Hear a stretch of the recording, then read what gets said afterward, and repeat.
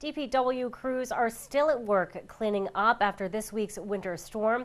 We'll get details about those efforts from DPW Director Dan Santos and find out how Sandy Neck Beach is faring following the storm. Plus, with kids and adults getting out to play in the snow, we have tips to help keep you and your loved ones safe when you head outside. These stories and more on this episode of Barnstable Today. It's Friday, January 30th, 2015. I'm Sarah Mann.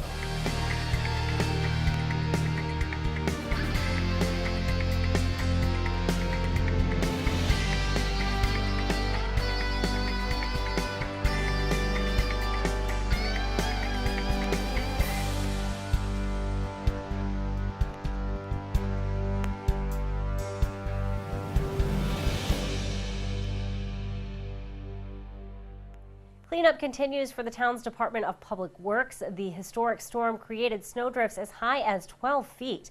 DPW Director Dan Santos says 2 crews continue to work alternating 12-hour shifts, making sure plows are out 24 hours a day. But last night we were very pleased that we were able to finish opening up all town roads. I mean, that in and of itself is pretty monumental. There's 1,700 roads in town, and within 48 hours of what's arguably one of the biggest blizzards in the last 100 years, according to the Cape Cod Times anyway, we had, within 48 hours, 1,700 roads opened up. There's a few that might have been missed and we got to deal with, but that's pretty remarkable, frankly. Absolutely. And then on top of that is parking lots and sidewalks and, endless amount of other things. But there's certainly a ton of work left to do, but at least people have access to their homes to get out, to get to where they need to go. The storm was tough on DPW crews and equipment. Santos says many trucks just couldn't handle the large amount of snow.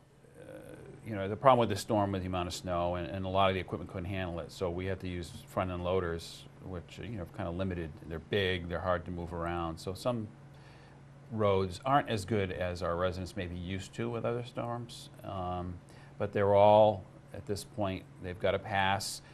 People can get to their homes. They may have to do a little more digging than normally to get to that pass. But, if folks are patient, and they have been, it's been wonderful. We've gotten great compliments, as well as the concerns, and we'll keep at it. At this point, we're not calling to stop work or stop the 24-hour work. We'll continue that until I'm comfortable that we're at a place where we need to be. And we're not there yet. Santos says crews are continuing to clean up in preparation for what looks like could be more snow headed our way. Today what we're focusing on is cleaning up, start pushing back corners, intersections, just making things a little wider, a little cleaner, and addressing problem areas. So as people call in or we get email through the website, we'll go out, we have inspectors checking those areas, and we have crews that are located in every village, at least 2, and then they're going to go to these spots that the inspectors find or people call in and just start picking away at things like that. Main roads are all great. Those folks which are contracted, we don't have working on the mains, basically saving them because we've got some precipitation coming. It's raining out there now, so we want to be ready for anything that may come. Tonight we're planning to do a snow removal on Main Street in Hyannis. So our night crew, the 12 hours tonight, they're really going to be focused on that. And if you've been on Main Street in Hyannis, it's an enormous amount of snow that's piled up. And it's going to take our biggest equipment and our contractors and our folks, and we have to haul that away. We scoop it up, load it in trucks, and haul it away. And so that'll occur tonight. And so don't be surprised if you continue to see plows clearing snow throughout the weekend. Sandy Neck also was a casualty in this week's storm. Beach Park manager Nina Coleman says Sandy Neck had a direct hit from the powerful nor'easter. Those winds were really whipping through. They're very impressive winds. And that tide on Tuesday morning did a bunch of damage to our dune. I haven't been able to patrol the whole beach. Obviously, we're socked in, but where I have seen, we did lose quite a bit of dune. We are concerned about an area in front of the parking lot where we lost a substantial amount and there's not much dune between that and the parking lot. So that's an area that we're keeping a close eye on. Residents may not want to venture out to check the conditions out at the popular beach just yet.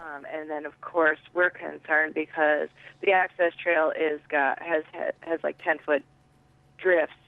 So there's and it was somewhat damaged at the mouth of the access trail because the stormwaters came right up and down the trail. Wow. So at this point, no matter how I look at it, I can't see a way out there. So we're working on that.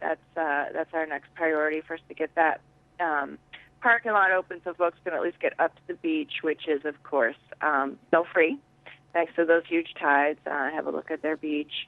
And then the next move is to get so that at least staff can get out and respond, and the cottage owners can go assess how they did over the storm. So right now that's kind of our priority. Of course, we did lose power, but the gatehouse seemed to have fared pretty well. The gatehouse got flooded. The water came right up to the floorboards in the gatehouse, which happens every now and then. So a lot of that is buried under the snow, and again, pretty slippery, pretty tough going. And Coleman advises beachgoers to be careful as they eventually head back out to Barnstable beaches. Kids and adults are eager to get out of the house to enjoy that record snowfall. Skiers, sledders, and skaters are all taking advantage of this week's weather. Director of Leisure Services Patty Machado wants to remind residents to keep some important safety tips in mind when they do head outside. They're out walking. You know, they're tired. They're all cooped up, and they're out walking on the roads, trying to get their, whatever their steps in. The Hyannis Youth and Community Center is open, and that's a safe place to come, not out in the road. Before we have all the sidewalks cleared, it would, if you need to get your steps in and you need to do some walking, this is the place to come. If you're a Barnstable resident, it's only $20 for the whole year, so you can get your steps in and still have some activity, but not put yourself at risk out on the roads. It is dangerous, just walking down a road, and cars are sliding everywhere, and some cars aren't set to really be out on these roads the way that they're cleared as of yet. I mean, the DPW's done a fabulous job and has gotten to some of the sidewalks, but come to the youth center and walk if you need to do that. Snowshoeing and cross-country skiing, those are great, fabulous recreational activities. You shouldn't do them alone in different areas, but conservation areas are awesome to utilize at that point. And even the beaches, if there's snow still left on the beaches, you can get out there and do those kind of things, but you really shouldn't be out on the roads and on the side. Go into the pretty areas, why not enjoy the activity out in the woods, and that's what they're meant to be for. So have some fun. And then, of course, the kids love sledding, and you want to make sure that you find a location that isn't blocked by trees. Kids can get hurt, and I'm not trying to put them in a bubble, but at the same time, you want to make sure it's a clear area, it's safe, and that everybody's kind of watching out for each other. And it's cold, so you need to keep an eye on your kids, because kids don't realize they're cold sometimes, and they end up with frostbite or hypothermia because they're basically freezing, but they don't realize it because they're more engaged in the fun of things. Ms. Shadow also says residents should stay off frozen ponds. She says no pond is 100% safe. All of the attention will be on seniors during this week's Barnstable High School girls hockey game. As part of the annual senior night tradition, the lobby at the Hyannis Youth and Community Center will be decorated for the girls. And according to General Manager Joe Izzo, the girls have had a terrific season. They're top 5 in the state right now. They're ranked, right up there with the best of the best. So I think they're expecting to play well into March and finish up the regular season strong, and then hopefully, as we did last year, maybe host a playoff game here at the HYCC, and then we'll wish them well as they move on and hopefully advance all the way to the state finals and win the states. That's what everyone here wants. Barnstable High School girls hockey game and senior night is tomorrow at 6 in the Kennedy Rink at the Hyannis Youth and Community Center. Well, be sure to tune in to our hour-long news program, Barnstable This Morning, weekdays at 7 a.m. On Monday's show, we will chat with Town Manager Tom Lynch. We'll talk with Superintendent of Schools, Dr. Mary Schakowsky, and we'll find out about a great music program for toddlers now being held at Sturgis Library.